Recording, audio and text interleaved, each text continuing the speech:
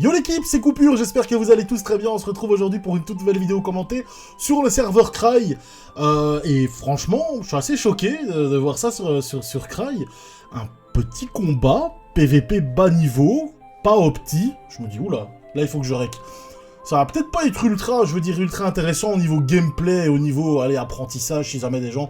Bah, moi j'espère en tout cas hein, que ça aide des fois certaines personnes, bah, mes vidéos commentées, à pouvoir tout simplement apprendre le PVP, apprendre à jouer, mais également apprendre à connaître également. Et donc je me suis dit, bah là, ouais, il y aura peut-être pas beaucoup niveau apprentissage, mais par contre niveau rareté, ça franchement je pense que j'en verrai une fois au moins ce mois-ci, quoi. Donc enfin, ouais, on est milieu du mois déjà, mais bon, c'est pas grave.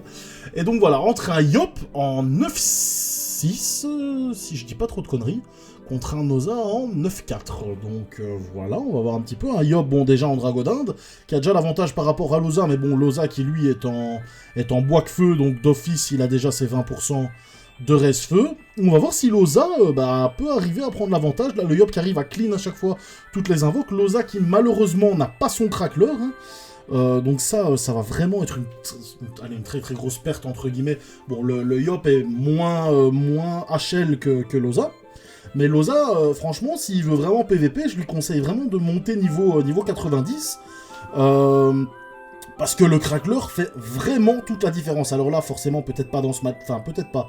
Quoique, dans ce match-up, avec un bon crapaud, ça peut peut-être faire la différence, mais le crackler a quand même de grosses faiblesses en intel.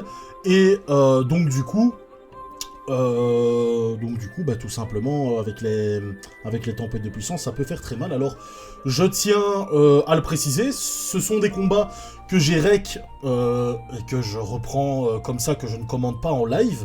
Vous pouvez tout simplement voir, enfin je sais pas si ça s'est déjà vu, j'ai pas vraiment fait attention. Mon personnage, c'est Loza. Je suis ultra content, franchement. Pour l'instant, j'ai fait un combat, je me suis fait éclatax par un Eka, mais voilà, c'est un Eka, voilà, normal. Mais il me manque encore un ou deux exos à avoir, et on va pouvoir commencer, et j'ai vraiment envie, et petite parenthèse, Loza qui a quand même tapé, qui a quand même fait quelques dégâts avec l'épée du Bouffe-Tout.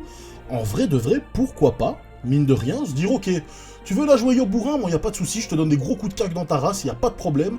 Mais par contre, je pense qu'à ce jeu-là, franchement, le Yop va quand même prendre un sérieux avantage parce qu'il peut quand même aller, ne fût-ce que mettre une intimidation et 2 tempêtes de puissance. Je pense que le Yop a quand même un avantage niveau Rox par rapport à Loza, mais pourquoi pas. Je reviens sur la petite parenthèse. Au final, c'était une parenthèse dans une parenthèse.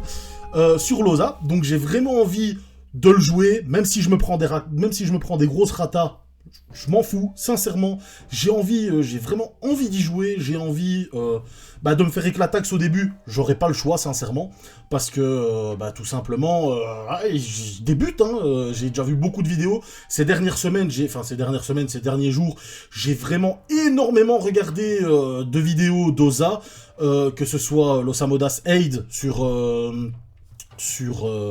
Erats, Loza, dans lequel vous l'avez déjà sûrement déjà vu dans les vidéos. C'est un excellent Osamodas qui lui également fait des vidéos, si jamais vous pouvez aller voir, c'est Loza Aid H-E-I-D, pardon, et donc, un très très bon Osamodas qui fait également des vidéos de son perso. Il y a également Anreich qui est un très très bon Osamodas du serveur Erats également, mais qui lui a des vidéos qui datent un peu plus parce que malheureusement, à mon avis, il est plus trop hypé pour jouer, en tout cas pour faire des vidéos, parce que je sais pas si sur Monocompte il continue ou pas, enfin en tout cas je l'ai pas vu. Mais qui lui aussi était un joueur d'Oza, et de la classe Oza, vraiment monstrueux, franchement. Je me souviens même à l'époque, hein, je regarde même encore maintenant des vidéos de lui d'il y a 2-3 ans, hein, voire 4 ans même, hein, ça arrive. Mais bon, ça c'est plus, voilà, je sais que maintenant, certains gameplays ont changé, je veux dire, voilà, Loza... il y a quelque chose, enfin, quelques éléments d'item ou quoi que ce soit qui ont peut-être changé. voilà, le jeu, mine de rien, malgré qu'on soit sur Dofus Retro, a quand même pas mal évolué. Là, je me permets un petit peu de compléter, parce que, enfin, de compléter le commentary, parce que comme vous le voyez, ça se joue surtout aux tempêtes de puissance et au spam invoque de Loza, donc il n'y a pas grand chose à commenter, mais ça me fait plaisir une fois d'un petit peu vous parler, surtout de Loza et de mon évolution, de mon avancement par rapport à ça. Et donc j'ai vraiment envie de même mettre, même si c'est une vidéo avec que des défaites où j'ai joué comme un teubé, j'ai vraiment envie de vous le mettre, même sur YouTube, je m'en fous. Au moins, allez, ça va ça va vous permettre de suivre mon avancement au niveau de ce, on peut le dire, hein, au niveau de ce projet. Et ça va franchement me faire ultra plaisir. Donc voilà, ça c'était vraiment la parenthèse pour Loza. Donc du coup, à mon avis, je vais dire d'ici même pas une petite semaine, il devrait commencer à avoir des vidéos avec Loza. Je pense que ce week-end, je pourrais quand même faire quelques combats. J'essayerai d'en commenter en live, mais je vais essayer, je vais réécouter si jamais je vois que je suis là comme un teubé à avoir des gros blancs en mode je transpire et que ça va vraiment pas. Alors là, je le mettrai pas, j'enlèverai mon audio et je referai comme maintenant. En fait, je reprendrai juste le gameplay et je le commenterai par-dessus. Mais franchement, ça fait ultra plaisir. Et mine de rien, là, Loza, qui commence à prendre un sacré avantage par rapport au Yop, franchement, et mine de rien, le Bouffe-Tout, qui a quand même bon, un peu de faiblesse en intel, mais qui arrive à mettre le Yop dans l'état pesanteur et qui oblige le Yop à utiliser des intimidations, et mine de rien, Loza, là, qui a déjà 4 invocations, si les 4 invocations arrivent à chaque fois à aller au corps à corps du Yop, le Yop doit à chaque fois taper, c'est bon, là maintenant il arrive à bien clean, ok d'accord, mais il arrive à chaque fois à taper des intimidations, et donc du coup, c'est des dégâts, c'est des PA qu'il n'utilise pas pour taper Loza, en fait, tout simplement. Et donc là, regardez, Loza qui vient vraiment prendre, encore une fois, comme je le dis, un très bel avantage au niveau de la Vita, tout simplement, ce qui va permettre vraiment à Loza de pouvoir tanker 1 voire 2 tours de Rox du Yop, sans que lui doit forcément utiliser du Rox, si jamais il veut soit à full invoquer, soit soigner ou booster ses invocations. Là maintenant, vous voyez le boire qui fait quand même pas mal de dégâts. Là, le Yop qui doit utiliser quand même 4 PA pour pouvoir, je pense, hein, c'est 2 PA. L'inti, à moins qu'il l'ait pas up, il me semble que même niveau 5, ce soit 4 PA, ce soit 2 PA, pardon. Je dis peut-être des conneries. Là, je vais me retenir, je vais rien dire.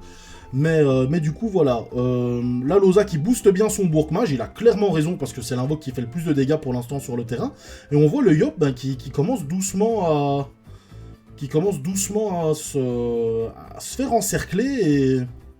Ok, là, le Yop qui dit GG. Je sais pas s'il compte rage quit ou pas. Mais ça va commencer à être très compliqué pour lui. Le Bourg en plus qui fait vraiment... le Bourg-Mage qui retire un PM, donc c'est vraiment ultra avantageux. Là, le Yop qui va tenter, voilà, il va clean le Bouffe-Tout, il a clairement raison, je pense qu'il doit tenter de clean le Bork, mais c'est tendu, parce que le Bork, Loza a justement eu ses tours où il pouvait se permettre de bien le booster, etc., donc il a pu le booster correctement, et le Bork, maintenant, le Yop va devoir passer 2, voire peut-être 3 tours pour pouvoir le clean, en fait, pour pouvoir le kill, tout simplement. Donc voilà, écoutez, c'est à mon avis, Loza devrait pas ne devrait pas trop avoir de mal maintenant pour gagner ce combat. On va voir un petit peu maintenant le Bork. Ok, d'accord, ouais, il vient taper au corps à corps, c'est assez logique, là, le Yop, il lui reste encore 7 points de vie, ok. Je pense que c'est bientôt... Je pense que c'est bientôt fini, là, le Yop qui tente un petit peu, mais voilà, ça va être terminé. La Loza qui va pouvoir le terminer assez facilement, je pense même avec une grille spectrale ou ouais, voilà, des bêtes corbeaux. Yop qui a quand même réussi à se mettre une vitalité, donc voilà, mais le Boar qui va sûrement réussir à clean le Yop. Et franchement, Loza, bien joué. J'aurais pas misé sur Loza de base, mais GG à lui, franchement, à moins que... C'est toujours pas fini, ok.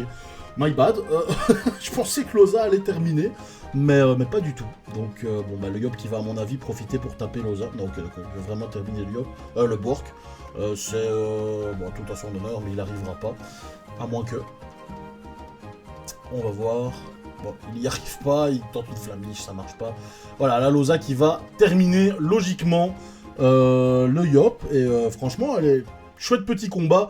C'est surtout un petit combat qui m'a permis d'un petit peu vous expliquer l'avancement sur Loza, donc voilà, ça m'a vraiment fait plaisir.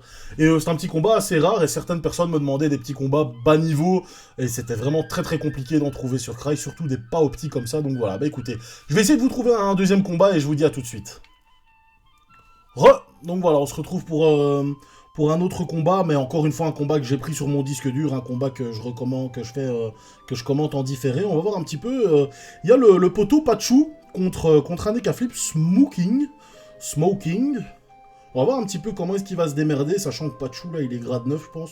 Grade 9 ou 8, j'arrive jamais à trop bien situer au niveau des ailes. Entre les ailes 8 et 10, j'en vois tellement peu. Enfin maintenant, quoique, ça mule pas mal sur Cry, donc du coup, j'ai l'occasion d'en voir un petit peu. Mais j'en ai tellement rarement vu de base que j'arrive jamais à savoir, c'est 8, c'est 9, c'est 10. Alors ouais, je sais que le bouclier d'As de tête, c'est grade 9. Donc du coup, je me dis, ok, là, à part si c'est Mimi Bioté, hein, mais sinon, voilà. C'est un bouclier. Et même, je pense qu'il peut pas mimi-bioter un gros bouclier sur un petit de tête. Là, les cas, par contre, qui a fait quand même un Pelodora que je regarde. Ok, ouais, il a gagné un P1 PM. Donc voilà, on va voir un petit peu. Il a clean l'épée, c'est assez logique. Là, les cas, c'est clairement, même au niveau 139, clairement, il faut que... Ah, il y a le récop qui passe pas. Il faut clairement qu'il tente, mais vraiment qu'il fasse un... Imaginons, ouais, pour battre un Pachou comme ça, bien vénère, il faut clairement passer un tour full récop. Avec un tour full récop, il peut éventuellement penser gagner. Ou alors vraiment une roulette debuff suivie d'une roulette passe-tour, suivie d'une roulette PA pour lui. Mais ça va être très très compliqué. Là, Pachou qui tente des pieds du sacrieur, mais je vois pas trop l'intérêt parce que du coup les cas avec un simple... ouais, il peut se déplacer en fait, il peut se décaler tout simplement. Là par contre... Smoking qui donne des PA à Pachou, il a pas vraiment de chance, sachant qu'il a quand même raté quelques récops, enfin, ou ne fût-ce qu'un récop. Ok, le premier récop qui passe, le deuxième récop qui passe... Et il tape pas très fort, hein, mine de rien, mais bon, Pachou a quand même de très grosses résistances, mine de rien. Mais bon, un très très gros sacrieur, un très solide, vous voyez, regardez, il commence déjà bien roxer à l'absorption. Et au pied du sacrieur également, franchement, il est ultra solide, Pachou, hein, sincèrement. On va voir un petit peu maintenant. Roulette passe-tour juste pour Pachou, normalement. J'ai pas envie de dire de conneries. Il va tenter des récops. Le premier qui passe pas, le deuxième qui passe pas. Merde, ça c'est vraiment... Enfin, merde. C'est vraiment dommage pour les cas. Après, tant mieux pour Pachou, parce que voilà. Déjà, il se mange une roulette passe-tour. Ouais, il y a juste lui qui a passé son tour. Donc je me dis, ouais, ça aurait été un peu tendu. On va pas se mentir. Là, les cas qui est vraiment... Il joue déjà sa chance. Qui est vraiment dans le mal. Il retente un récop qui ne passe pas. Ouais, il a clairement pas de chance, là, les cas, sur le coup. Après, voilà, hein, peut-être que le combat d'après, il va en refaire un et que ça va passer... Ouf, là, Pachou qui le tente. Au marteau de la Terre, il a clairement raison de le tenter. Parce que le marteau de la Terre, qui est un marteau qui tape sur plusieurs lignes, et donc il y a quand même plus de chances qu'une ligne ou deux passe en dégâts. Voilà, exactement, c'est ce qui vient de se passer. Et là, c'est clairement passé. Franchement, GG, Pachou qui est bientôt grade 9, qui est bientôt grade 10. Écoutez, nickel. Enfin, qui était en tout cas bientôt grade 10, peut-être que maintenant il l'est déjà. Franchement, ça m'étonnerait même pas qu'il soit déjà grade 10, franchement, vu son sacrieur, qui est quand même assez exceptionnel, à niveau 158, qui est extrêmement lourd. Donc voilà, écoutez, je vais à mon avis vous trouver un autre petit combat sur mon disque dur, je vous dis à tout de suite. Donc voilà, je reprends un troisième combat là sur mon disque dur, un sacrieur. Ok, il est même... Ok, d'accord, bon, ok, oups ma vita, mais il vient de se faire corrupt, donc du coup, voilà, ouais, c'est ce que Choupix il dit. Choupix, c'est un guild 2, gros bisous à toi, mon pote. On va voir si... on va voir, je me souviens plus du tout du combat, si... Ok, et son cac, bon, le sacrieur qui a oublié son cac aussi. Enfin, qui a à mon avis pas mis le bon, parce que là, je le vois, il est quand même bien, Ok, il a les pénis, le sacrieur, donc il est en 16-7. Il a pas énormément de... Ouais, forcément, avec les pénis, il a pas forcément énormément de sagesse. Contre un Enutrof qui a une classe assez no-brain, hein, on va pas se mentir, les nus. Après, voilà, il y a certains Enutrof qui jouent très très bien leur classe, ça je dis pas le contraire. Mais de base, c'est pas la classe la plus compliquée à jouer niveau gameplay. Voilà, ça se joue à base de je prends l'initiative, corrupt T1, T3, le sacrieur était censé être midlife, mais là j'avoue, il l'est pas. Non, quand je dis midlife, j'exagère un peu, hein, forcément. Hein. C'est clairement, te prendre 3 coups d'aztèque comme ça sans même pouvoir rien faire, c'est toujours assez délicat. Là, le sacri qui arrive à s'en retirer du corps à corps de l'Enu. On va voir ce qu'il va réussir à faire. Franchement, Sacrieur, même sans corps à corps, ça peut, mine de rien, bien faire chier les Nutrof, sachant que Choupix, ça je sais, voilà, il débute son Nutrof, clairement.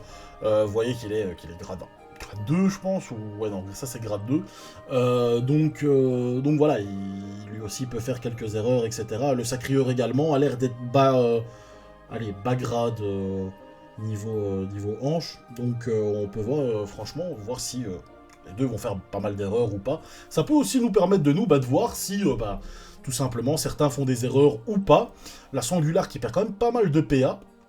Il a quand même une belle zone pour faire une disso et pour pouvoir, à mon avis, clean le sac animé tout simplement avec un seul sort. Donc voilà, ce qui vient d'être fait. Il se régène pas énormément, mais ça va. Je trouve qu'il a pas pris vraiment beaucoup de dégâts par rapport à ce que certains Zénutrophes peuvent faire T1, enfin T2 du coup. Ok, d'accord, ouais. Il a tenté un coup d'épénis, un peu comme moi, ça me rappelle un petit peu. J'avais vraiment envie de tenter c'était contre Choupix, je pense. Non, pas contre Choupix. Choupix, c'est les nuls. C'était contre Griffou, il me semble. J'avais 3 PA, je me dis, vas-y, j'ai envie de tenter un coup d'épénis. J'étais même pas châti forcé, et j'ai fait même moins de dégâts que ça. Mais bon, voilà, c'est un corps à 3 PA, il faut se le dire aussi, hein, donc voilà. Ok, l'Enu qui va clean le doppel assez logiquement. Bon, c'est sûr qu'invoquer quelque chose face à un Enutroph, avec la désinvocation, bah, ça passe quand même assez bien pour l'Enutroph. Là, l'Enu qui va invoquer son doppel, forcément pour l'accélération, qui est un des doppel Enu, qui est quand même un excellent doppel. On va voir un petit peu comment est-ce que le Sacrieur va pouvoir gérer ça. Il perd quand même un PA de base en début de tour. On va voir un petit peu s'il va décider de clean le doppel Enu ou s'il va peut-être tenter de fuir, de spam un peu les folies sanguinaires. Franchement, rien n'est moins sûr au niveau de la victoire du Sacrieur, parce que mine de rien, s'il arrive à bien se régène au bon moment et de placer 2 voire 3 punitions dans le combat, rien n'est perdu. Là, il a bien invoqué, donc il a un peu spammé les invoques, hein. Il a joué son Osamodas. Mais mine de rien, c'est vraiment bien parce que du coup, ça permet à l'Enu qui va faire par exemple une désinvocation sur l'épée volante, ça permet qu'il y ait encore la cawotte et le chaffeur sur le terrain. Donc, niveau régène pour le Sacri, que ce soit avec des folies sanguinaires, que ce soit, voilà, là par exemple, le Sacri qui va avoir une zone. Ouais, là ça roxe un peu plus quand même. Le Sacrieur qui va avoir une zone dissolution, c'est ce que j'étais en train de dire. Donc du coup il va pouvoir se régène convenablement sur les Nutrof et sur sa cawotte. Là par exemple, le Sacrieur qui peut déjà faire une punition, je pense qu'il doit être à 55% de sa vie, voire 60 grand max. Mais c'est vraiment grand max, hein. Je crois qu'il doit être entre 55 et 60%. Donc là il peut clairement tenter une punition, je pense qu'il va faire assez mal, hein. Les Nutrof, ouais voilà, oh, quoique, ouais, elle n'est pas passée en crit. Elle n'est pas passée en crit. On va dire ça. Mais voilà, le Sacri qui, à mon avis, va devoir quand même pas mal bouger. Là, c'est bien joué de sa part, parce que mine de rien, bon, à mon avis, les Nutrof, avec une des invocations, il va pouvoir clean la cawotte, mais qui est quand même bloqué, mine de rien. Donc s'il claque pas une des invocations, voilà, il s'est pas passé. Bon, des invocations, c'est que 3 PA de tête, mais voilà, ouf, ouais, la pelle Fanto qui passe directement. Et ça, par contre, c'est ce que j'allais en venir justement. J'attendais qu'il le fasse pour pouvoir lancer le sujet. C'est vraiment ça qui est délicat en tant que Sacrieur contre les Enutrophes. C'est vraiment en fait la pelle fantomatique qui nous débuffe en fait. Enfin, je dis nous parce que je joue Sacrieur et que je sais à quel point c'est vraiment chiant et embêtant pour un Sacrieur. Et du coup, c'est pour ça que je dis, mine de rien, les pénis, c'est peut-être pas plus mal. Parce que c'est un corps à corps, voilà, 1 PA, 1 PM quand on l'a en exo. Ça donne des résistances, ça donne des coups critiques. Franchement, voilà, regardez maintenant ce qui rox. Mine de rien, avec un corps à corps, il aurait peut-être pas fait plus. Hein, donc, je me dis, ouais, mine de rien, c'est peut-être pas plus mal qu'il a joué pénis et qu'il l'attende justement en punition. Ça lui donne quand même pas mal de résistance, hein. Je pense que c'est 3 lignes de 8%. Je regarde rarement les effets que donnent les pénis. Je pense que ça donne aussi un peu d'agi, pas trop de sagesse, ça c'est un peu le problème, et pas énormément en vitalité. Là l'Enu qui soigne en faisant une corruption quand même quasi 500 dégâts, donc là il vient de tanker carrément un coup d'Aztèque. 500 dégâts, ouais, 500 points de vie, mais c'est des points de vie qu'on reconvertit en dégâts. Là, il donne de l'intel, il donne de la force également. Mais du coup, voilà, là, le sacrieur, si les Nutrof fait pas de très très gros dégâts à la steak, maintenant le tour, le T8, donc le tour qui va arriver, le sacrieur va de nouveau avoir une punition et va pouvoir la recaler sur les nus. Donc franchement, objectivement, je me demande si la jouer en épénis, c'est pas si mal que ça. Quoique, là, il vient quand même de prendre très cher. Hein. Aïe, aïe, aïe, aïe. Il prend quand même pas mal cher, mine de rien. Ok, là, il tente... Aïe, aïe, aïe, ouais, il a pas tenté 3 coups de corps à corps. Ok. Ok, il tente pas 3 coups de corps à corps. Là, par contre, je pense que le doppel est mis dans la zone du sacrifice. À moins que ce soit une zone... Je connais pas assez la classe Enutrof, malheureusement, que pour voir ça. Le sacri qui arrive à prendre une très belle zone régène. Ok, bon bref, j'ai pas trop compris avec tout le Rox. Et là, il arrive, voilà, une très très belle punition à 1200. Et en fait, c'est là où je voulais en venir, c'est que mine de rien, les pénis va permettre au sacrieur d'avoir beaucoup plus de possibilités in-game, donc dans la partie, dans le jeu, que pour pouvoir placer plusieurs punitions, par exemple. Il va avoir un PA ou un PM en plus, ça dépend quel exo il décide d'équiper à la place. Mais du coup, voilà, il va permettre de pouvoir jouer plusieurs punitions. De taper au sort qui va vraiment être son outil principal. Là par contre ça va quand même être tendu. Tu veux pas ECK qu'une fois, ouais. Ça, moi franchement, c'est pour ça même Enutrof, je détesterais jouer Enutrof parce que j'aurais trop peur de faire un échec critique au corps à corps. Franchement, là c'est pour ça. Oza là avec mes petites invoques, mon petit crackler bien boosté, comme vous le savez, moi je kiffe cet invoque le crackler. Je me dis ok c'est bon, je fais un EC au corps à corps. J'ai mon crackler derrière qui va assurer. Donc voilà. Là, le sacri qui va, à mon avis, devoir se barrer assez vite pour éviter de prendre encore des gros coups d'aztèque dans la face. Et qui peut, mine de rien, en respammant un petit peu folie sanguinaire. Bon, c'est pas le gameplay qu'on aime voir, ça c'est sûr et certain. Mais c'est le gameplay qui va lui permettre de gagner. Et mine de rien, c'est vraiment bien. Là, Lénus, s'il termine le chaffeur, il va pouvoir aller au corps à corps. Est-ce qu'une désinvocation va permettre de terminer le chaffeur? Ouais! La désinvocation qui permet de terminer le chaffeur, il y a une case près, il l'avait pas, quoi. Donc là, il va quand même pouvoir... ok, une pelle fantomatique qui ne passe pas, et à mon avis, un gros coup de corps à corps pour éviter que le sacrieur récupère trop d'avance au niveau des points de vie que pour pouvoir retenter une punition. Mais là, le sacrieur, je me demande si c'est pas terminé, quoi, parce que, mine de rien, il est bien boosté, les dernières pelles fantômes ne sont pas passées, donc du coup, là, il est franchement bien boosté. La dérobate qui passe en crit en plus... Et il arrive à coincer normalement les Nutrof. Donc, ouais, là, je me demande... là, il va devoir spammer les pelles fantômes, qui ne font à la base pas vraiment de dégâts. Mais voilà, ouais, tu t'as pris un bro, mais mine de rien, peut-être un petit châti vitalesque s'il l'a pas fait. Ok, non. Il t'a pris un, la disso, moins 250, là, il s'est récupéré quasi 300 PV, il t'a pris un, wesh. Aïe, aïe, aïe, les pelles fantômes qui passent pas. Ah, la deuxième qui passe pas, ouais, là, l'aigu, il est dans le mal, hein, clairement. La troisième qui passe, mais il lui reste 3 PA. Il sait pas faire grand chose et le sacrieur va finir après. À moins que... Ouais, je sais pas, vu que le sacrieur a été debuff, peut-être qu'il va pas taper assez fort. On va voir un petit peu comment ça se passe. Je pense qu'avec quand même des dissous, le sacrieur peut réussir à tenter une petite punition, juste limite, pour pouvoir... Ah merde, la dissolution qui repasse pas. Est-ce qu'il va retenter la punition? Non, il la retente pas. Ah si, il la retente. Ok, il avait assez de PA. J'avais vraiment mal vu. Bah franchement, bien joué. Sacrieur qui a bien joué et au final, je me demande si les pénis a quand même pas fait la diff. Mine de rien, parce que avec un corps à corps, le fait qu'il soit debuff, le fait... va faire en sorte qu'il tape vraiment pas assez au corps à corps en fait. Et donc du coup la punition qui fait vraiment la différence. Donc voilà, écoutez, c'est déjà la fin de la vidéo. Je vous remercie à toutes et à tous de l'avoir regardé. Si jamais, n'hésitez pas à vous abonner, ça fait toujours plaisir et à liker la vidéo. Je vous dis à la prochaine les frérots, bisous.